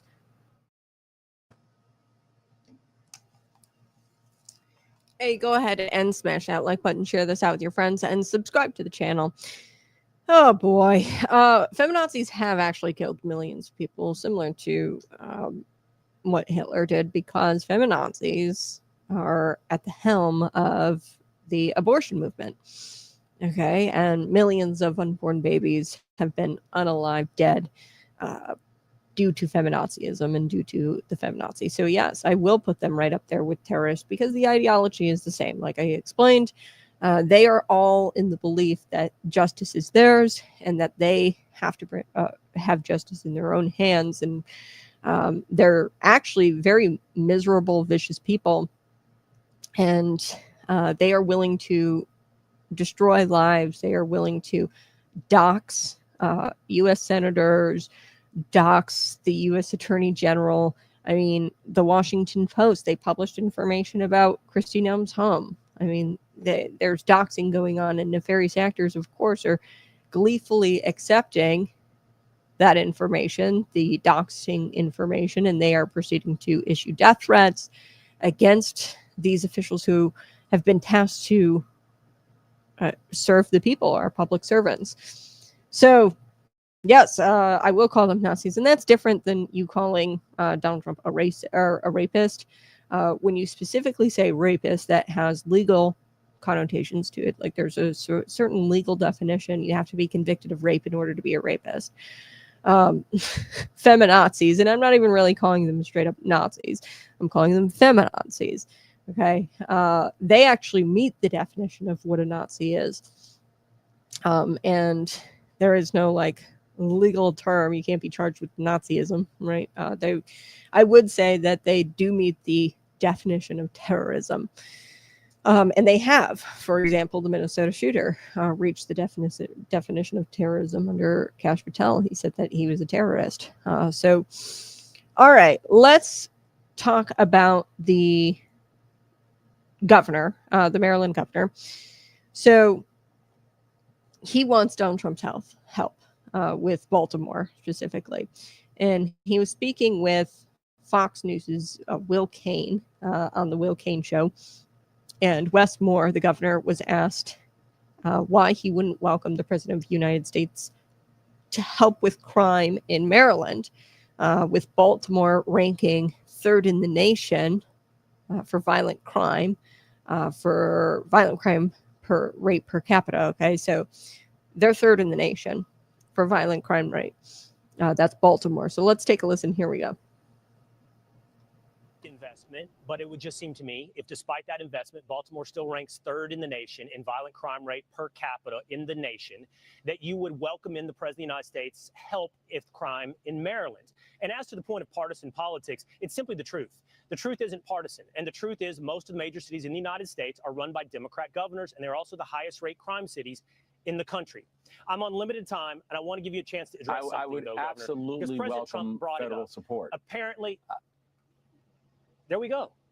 You would welcome federal support. That's wonderful to hear. I would absolutely welcome sure federal support. To hear that. But I also know what federal support is going to be necessary and required. It's the reason that I've said we would love to have additional support for license plate readers, things that we know can actually stop crimes as they are happening and making sure that people are brought to justice, and not having $30 million cut from public safety budgeting that is coming from the federal government. That I would love to be able to make sure that the federal government can do things like ban ghost guns and making sure we're eliminating these extended clips for Glocks, which are essentially turning Glocks into automatic weapons. I would love to make sure we're investing in local law enforcement, because we are watching cuts that are happening to local law enforcement and also gun safety funding. Governor, we can't let all of that stand in the way of the immediate solution being offered by the federal government. Well, you can't let all of that stand in the way and be an excuse for rejecting the solution being offered at the doorstep, which is the help of the federal government when it comes to National Guard. I'm on very limited. Okay. So, the truth isn't partisan. Okay. The truth is most of the major cities in the United States are run by Democrat governors. Okay. And on top of that, most of the Democrat-run cities have the highest crime rates in the country. That is the truth. The truth is not partisan. The truth is that Democrat-run cities have the highest crime rates and the highest murder rates. Okay. Now, this is what the Democrat governor said with Will Cain. He said, quote, "I would absolutely welcome federal support." Okay, great. Stop. Shut up. Right there. End it. Period. Okay. Moore's response shocked Will Cain, who said, "There we go. You would welcome federal support. That's wonderful to hear. I'm sure the president will be happy to hear that." Now, the two men, they wound up, kind of talking over each other there. So it was kind of hard to make out what they were saying. But it sounded like Moore would be welcoming of federal support if, and there's a big if in there, a big but it's got to be on his terms. And they want help with from the federal government as far as like license plate readers. Okay. So he said, "I would love additional support for license plate readers, things that we know can actually stop crime." Okay, so in Chicago, there's things like license plate readers. There's things like ShotSpotter. Actually, Brandon Johnson got rid of ShotSpotter, which is they measure the acoustics. So it's like sound of a gunshot, and then you can narrow down the coordinates of where that sound was, and the cops can respond to that area. It's called ShotSpotter. They got rid of that. Brandon Johnson did. They do have license plate readers right now in Chicago, and I'm sure that they have license plate readers in Baltimore as well, and they're clearly not working. Otherwise, you wouldn't have the third highest violent crime rate in the nation. Okay, so those things don't work. Otherwise, they'd be working. first of all. So you can't sit there and say it actually stops crimes. Does it? Because you guys have those. And it's like, it's not stopping crime. So he really did just say, like, he wants help with the license plate readers. Really, that's code for I want federal dollars. Okay. And we want to hire a bunch of third-party actors to facilitate the third-party or the license plate readers. We want a bunch of third-party companies to come in, and we want to pay those third-party companies. And because we pay those third-party companies with government dollars, they turn around and funnel cash into my coffers, my campaign coffers, and then I continue to get elected. So that's what he's talking about there. Okay, that's the federal support he wants. He doesn't want the federal support in that National Guardsmen would show up and actually crack down on the crime and get rid of it in just a short couple of months. But you know, he has a catch. That's what today's story is all about, is that there's a catch. So he wasn't done yet, just like all Democrats do. There was a catch to his support, to saying that he wanted the federal support. The last line in his comments there, and I'm going to read it, was the kicker. He said, quote, I don't think the National Guard, or he said, the idea of bringing the National Guard is one that I question. So that's a quote from Moore. Okay. So although there's a track record, we can point to Washington, D.C., the National Guard being deployed, federal law enforcement, or the law enforcement there being federalized in Washington, D.C. We can actually point to that and say, hey, look, crime is down. It's been down for several weeks, record lows, thanks to the Trump administration. I mean, at this point, you've got the mayor there in Washington, D.C., and I'm going to get to her comments here. She's actually come around to Donald Trump's surge of officers and the National Guard being deployed. She's actually come around to the idea that this actually reduced crime in the nation's capital. But we can point to it and say that, hey, that's a track record we can go off of. That actually works. Your license plate reader crap, okay, that stuff doesn't actually work. Otherwise, it'd be working. If it works, then why isn't it working? So the host, Will Kane here, he pointed out that Moore couldn't allow that to be an excuse to reject the solution being offered currently by the federal government to reduce crime. Okay, so he said, look, that's an excuse that, you know, the National Guard, he doesn't like the idea of bringing the National Guard because it's one that he questions, and that license plate readers are actually effective in reducing crime. He said that's all excuses. The federal government is offering a tried and true solution. Why don't you take it? Even the Democrat DC mayor, Moral Bowser, she said that she's grateful, actually, and I've got the clip right here, for Trump's crime crackdown. Okay, so we've gotten to a point where the DC mayor, as liberal as she is, she's actually saying thank you, President Donald Trump. Take a listen. We greatly appreciate the surge of officers that enhance what MPD has been able to do in this city. The most significant thing that we are highlighting today is the area of crime that was most troubling for us in 2023. Now, we have driven it down over the last years, but I'm going to get my glasses so I can make sure I can see it correctly. But for carjackings, the difference between this period, this 20-day period of this federal surge and last year represents a 87% reduction in carjackings in Washington, D.C.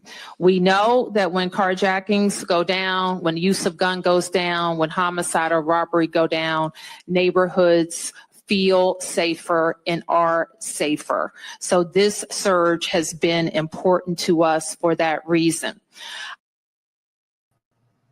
There you have it. She says, quote, we greatly appreciate the surge of officers that enhance what MPD has been able to do in this city. The most significant thing that we are highlighting today is the area of crime that was most troubling for us in 2023. Now we have driven it down over the last few years, but for carjackings, the difference between this period, this 20-day period of this federal surge, the last year represents 87% reduction in carjackings. We know that the carjackings have gone down when the use of guns go down, when homicide or robbery go down, neighborhoods feel safer and are safer. So this surge has been important for us for that reason. Okay, so she's acknowledging that carjackings are going down. And she was highlighting a specific area. And the fact that this has just been 20 days is something. Donald Trump said that he could come to Chicago and clean up the crime in a couple of months. And I believe it because this has just happened in a 20-day period. Now, it's going to be a lot for Chicago because, like I said, Washington, D.C., their murders in 2024 were at 187. Comparatively, Chicago, it was like over 500 in 2024. Okay, so this is a much bigger fish to fry for the Trump administration if they were to federalize the city of Chicago or to go into the city of Chicago. The question about increasing law enforcement in crime-ridden blue cities across the country follows the success President Donald Trump has had in D.C. after he federalized law enforcement for 30 days to crack down on crime. Okay, so I seem to recall that President Donald Trump told us on the campaign trail that, success is going to unite us. Okay, so it's been a success. And here you have Muriel Bowser, the DC mayor, who's far, far left and did not like President Donald Trump, actually was very combative about federalizing DC, but she had no true say because it was under federal jurisdiction anyway. Maybe he was right yet again. Donald Trump seems to be always right.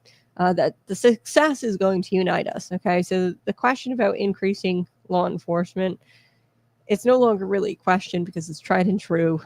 In just 30 days, he was able to crack down on crime. There was a 20-day period where the carjackings went from, an 87% reduction in just those 27 days in the carjackings when they federalized the local law enforcement there. I mean, that's not anything to dismiss. And I think that the success is going to unite us.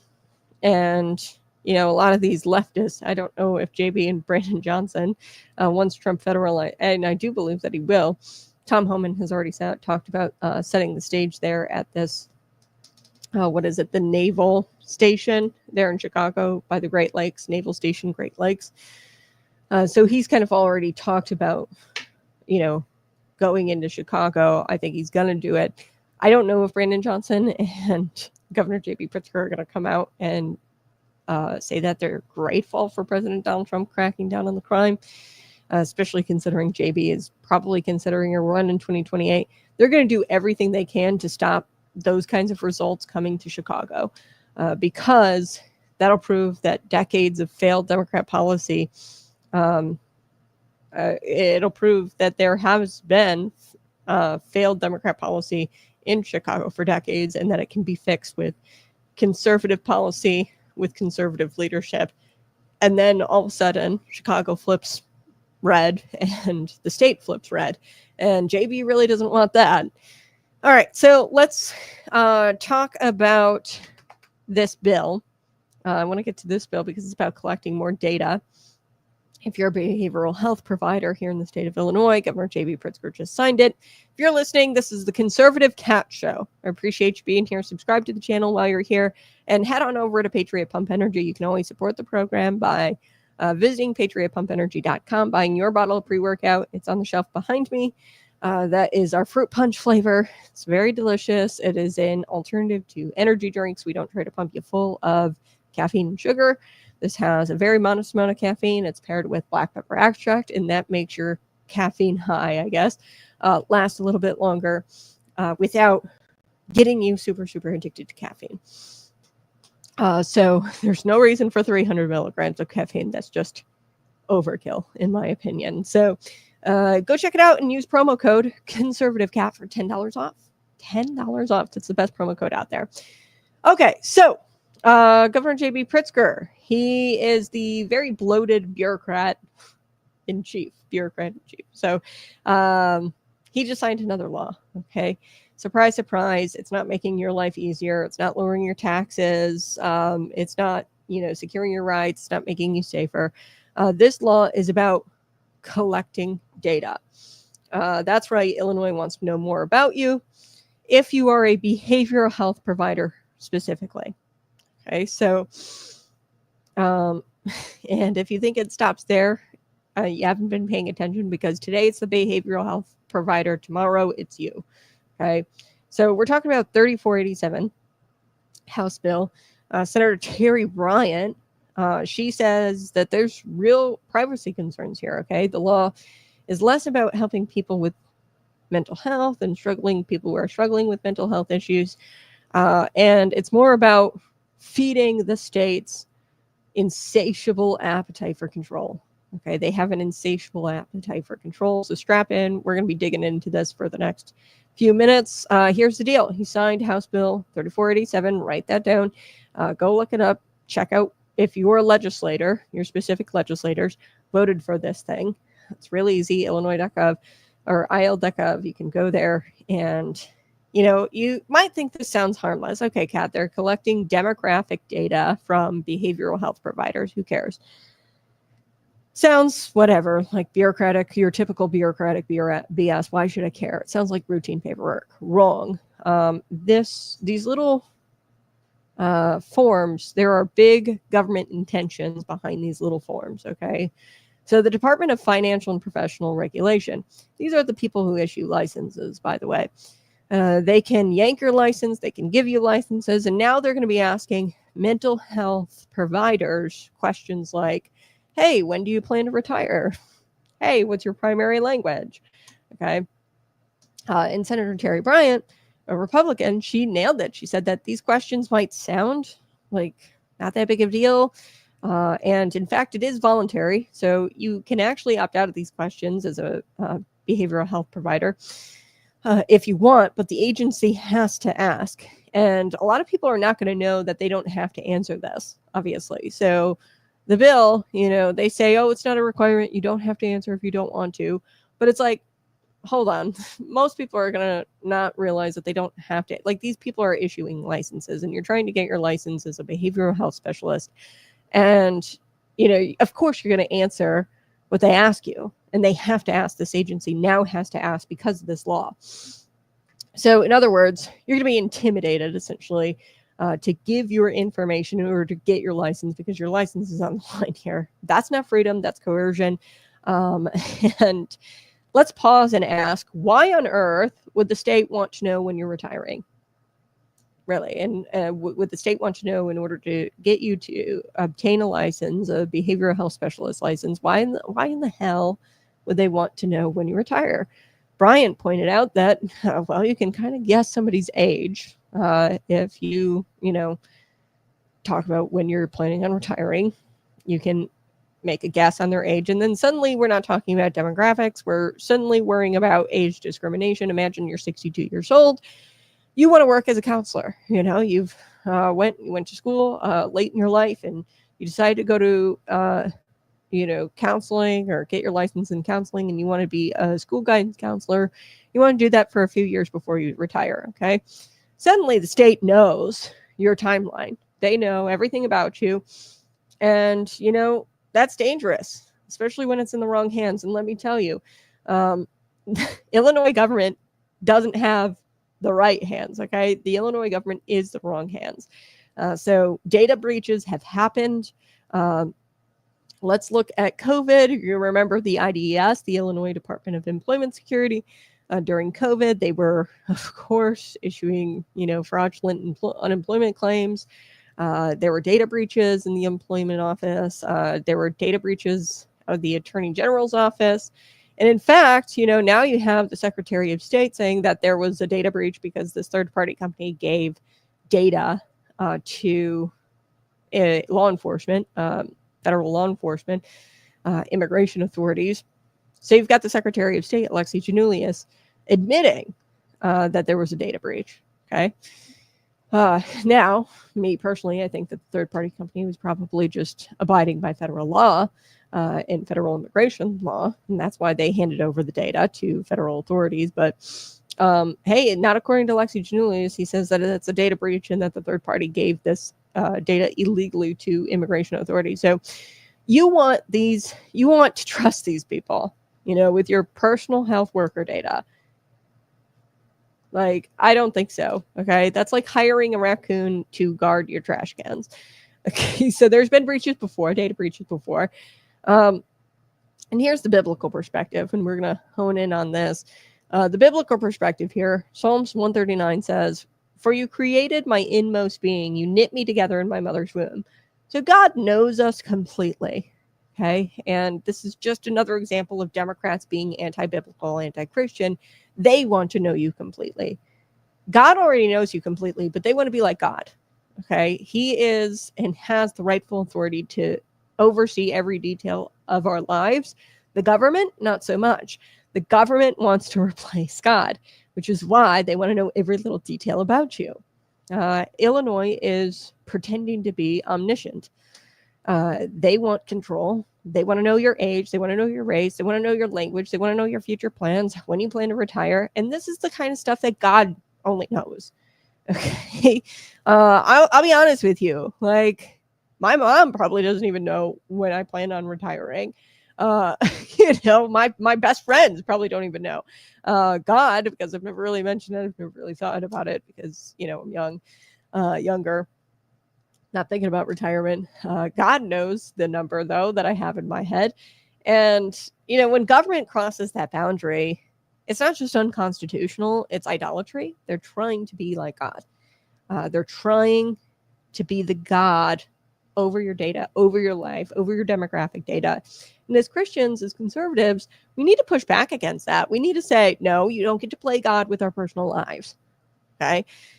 So let's address a giant hole in the logic here, because I haven't even gotten to this part of the story yet. The state claims that solving the behavioral health crisis, worker shortage crisis in Illinois, this is going to solve it by collecting more demographic data. Okay, so we have shortages everywhere, specifically in rural areas as far as behavioral health. And honestly, I'm not too heartbroken about that. You guys know my position on therapy. I think it's a secular alternative to what we should be doing. The pastor should be the ones counseling, providing biblical counseling. We should be going to the counselor rather than counselors. But whatever, the shortages that we're experiencing are real, especially in rural areas. And, there's a giant hole in the logic here. By collecting this data, are we actually going to fix those worker shortages, the behavioral health specialists and the worker shortages in those fields? Terry Bryant nailed it again. She says, quote, "You don't need demographics to know that there's a shortage there, folks. We know that a shortage exists, and really there's a shortage that exists because of 3 reasons. Number 1, Illinois makes it really hard to get licensed for pretty much anything. We've had massage therapists on. I can't believe, I think they've got to pay like $200 a year or something crazy like that in order to get licensed as massage therapists. Like, anything you want to be licensed in, it's very difficult. I actually didn't go get my teaching license because at the time I was a broke college student and I actually couldn't afford the licensing. Okay, so I said, no, to hell with it. I'm not going to be a teacher because there were like several licenses I had to get in. They were like $100 each and there were courses. And I was like, to hell with this. This is too hard. It's too much bureaucracy for me. And I got out of teaching. Okay. So they make it really hard for you to get licensed. Like, at that point, I was an 18, 19-year-old kid and I was just like, this is gay.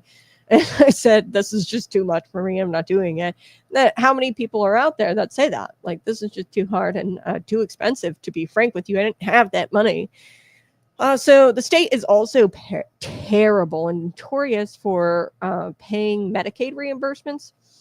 So paying out Medicaid reimbursements. So they collect tax dollars and feed it into the state's Medicaid, and then they're supposed to redistribute it. Okay. But they don't even actually redistribute it on time or at all in some cases. And when you don't do those Medicaid reimbursements, then the behavioral health specialists aren't getting paid.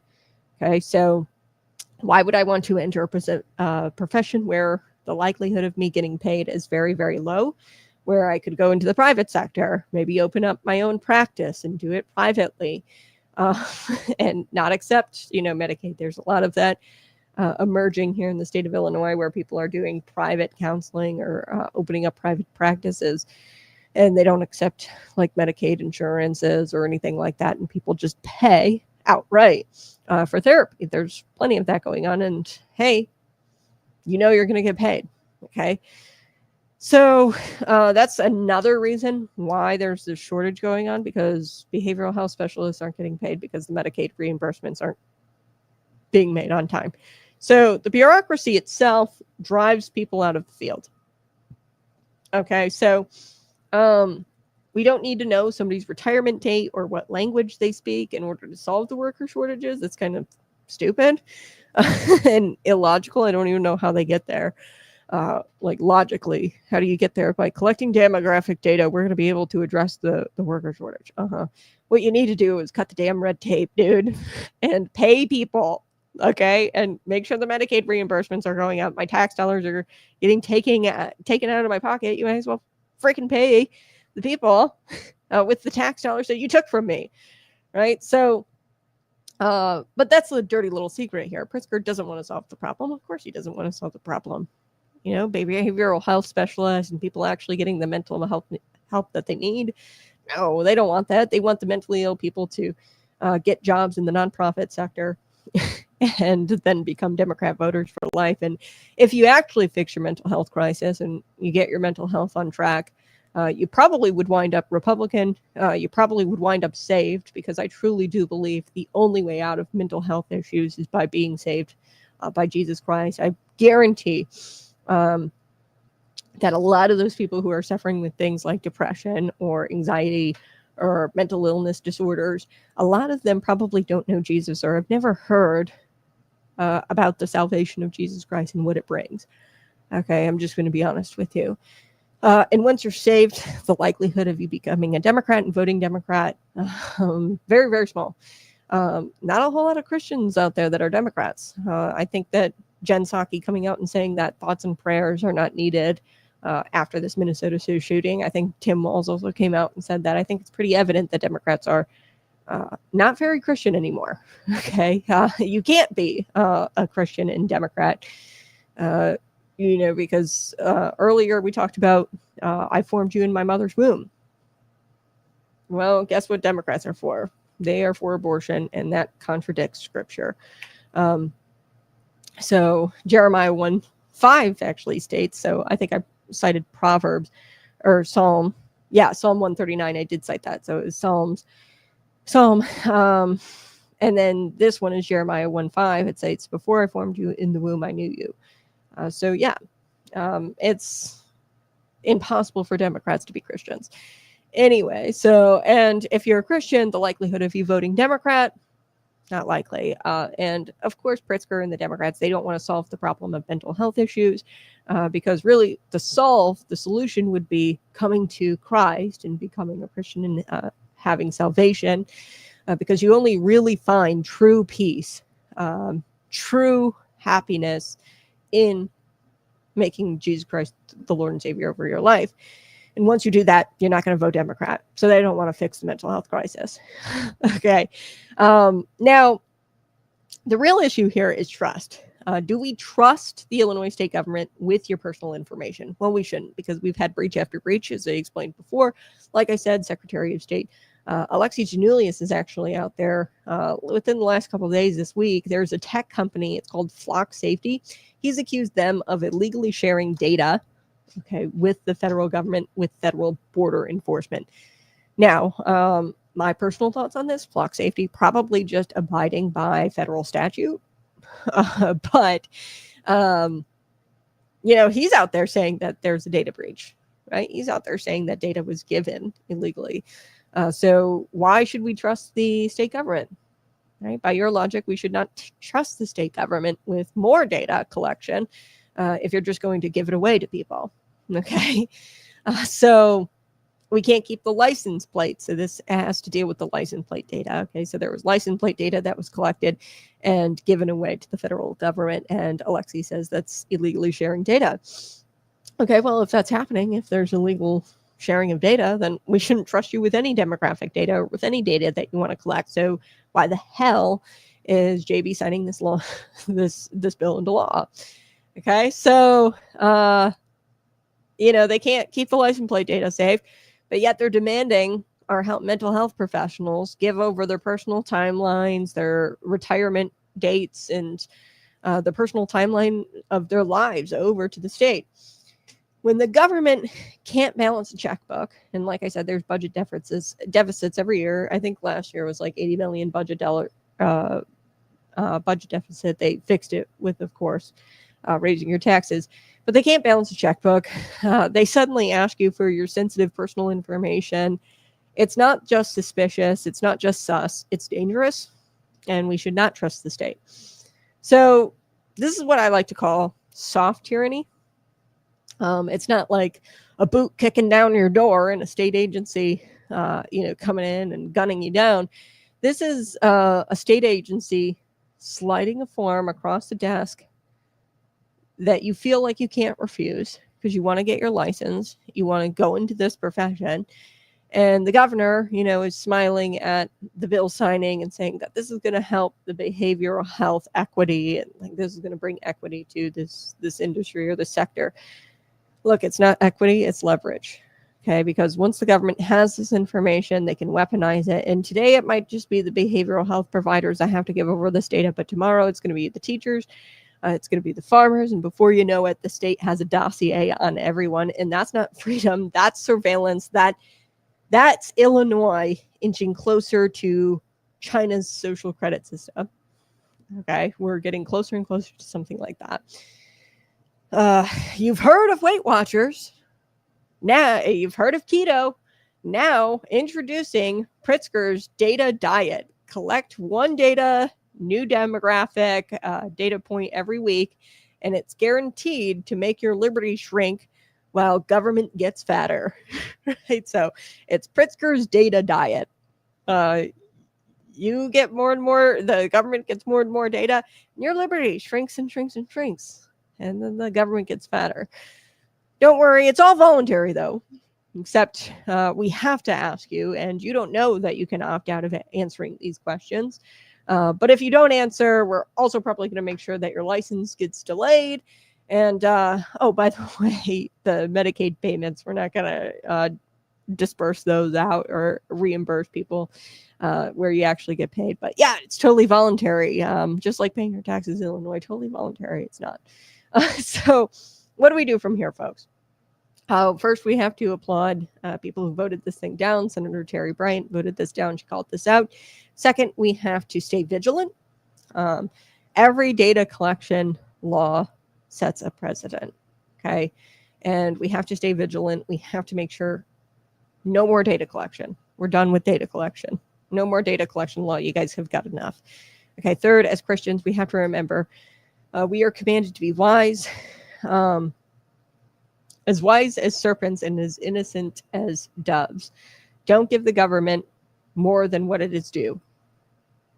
Okay, Caesar doesn't get your conscience. He doesn't get your God-given privacy either. Okay, the government doesn't get to know everything about you. That is God, and it is a practice of idolatry, what the government is doing, where they're trying to step on the toes of God and know everything he knows. Okay, so let me say this. Mental health, it is serious. It's a serious issue. Families need support. Communities need pastors. I would take it a step further. You guys know my position on secular therapy. I think that it doesn't work. I think that it actually worsens the mental health crisis that we're seeing in this nation. I think that the pastors need to step up, and there needs to be biblical counselors. And I'll tell you this right now, it's not more bureaucracy is not the solution. Okay. The solution is freedom, letting providers do their job, paying them fairly, making sure those Medicaid reimbursements are issued. And we need to reduce the stranglehold of Springfield. We need to cut the red tape. We need to make it easier for people to get licensed. So, in the name of Jesus, evil always fails. The truth always shines. I appreciate you being here. Smash that like button while you're here. Share this out with your friends. That's going to be the end of today's show. But on Monday, we have a very special show planned for you. It's a Labor Day show. I actually interviewed Kim Caven. She is the freelance buster, and we talk about freelancers and how they are under attack by the unions, really, because the unions don't have their grubby little mittens all over them, or can't get their grubby mittens on them and collect membership dues from them, and they don't like the idea that you can work and be your own boss. They don't like entrepreneurship, the left. Really, because, like I said, the left is just anti-biblical and they're anti-Christian. Entrepreneurship, not getting rich quick, getting rich on your own. This is all biblical stuff, and they're anti-freelancing. They're anti-entrepreneurship because it's stapled within the Bible. Entrepreneurship. So we are going to be talking about that on Monday for Labor Day. I think it's quite fitting. We're talking about labor policy. Smash that like button, subscribe to the channel. I'll get to some of your comments here. You know why Christianity is the one true religion? Because it's the only religion that is used to fight evil and is mocked by the rest of the world. Exactly.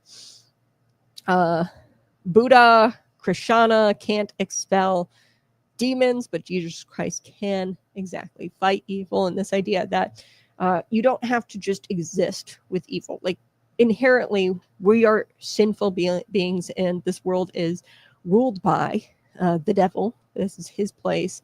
But we don't have to exist or coexist, and that's, you'll see the bumper stickers, and you can literally, everything that the left stands for, you can literally point to it and say, oh, that's just not original. You're just trying to meme on Christians or mock Christianity with this tenet. So the coexist thing, there's actually a star that goes with it, and it's a pagan star. A lot of these bumper stickers you'll see.